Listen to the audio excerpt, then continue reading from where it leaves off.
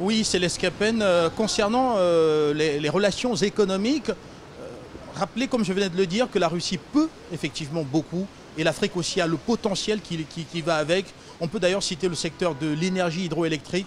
La Russie a de grandes technologies en la matière et surtout le nucléaire. Elle a signé déjà 3 contrats, 3 accords nucléaires avec 3 États du continent africain. On peut citer le Soudan, on peut les citer d'ailleurs, le Soudan, le Nigeria et également l'Afrique du Sud. Et donc il est possible, pourquoi pas, si jamais le pas était franchi, que l'Afrique puisse jouir de ce nucléaire civil qui lui permettrait ici de résoudre un énorme problème d'accès à l'électricité qui freine d'ailleurs son industrialisation et d'ailleurs freine également le développement ou alors le bien vivre même, le bon vivre même des populations.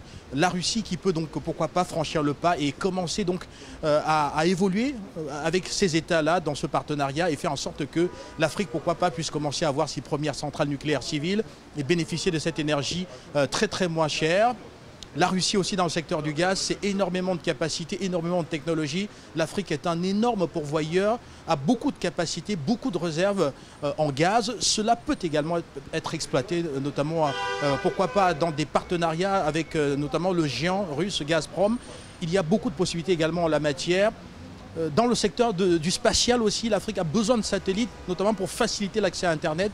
On sait que Soyouz, le lanceur russe, également est là et peut, dans ce cas-là, permettre, pourquoi pas, à de nombreux États du continent de pouvoir réussir une sorte de course à l'espace qui leur permettrait simplement de mieux s'affranchir par rapport à la communauté dite internationale.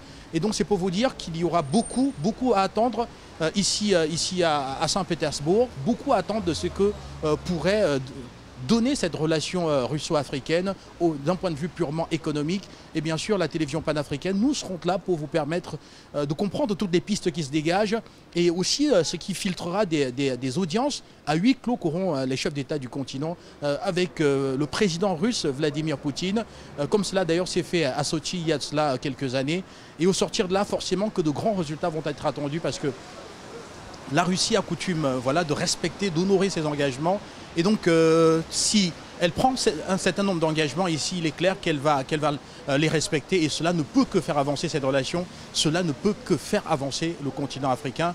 Et Afrique Média, la télévision panafricaine, nous serons bel et bien là pour vous permettre de vivre tout cela.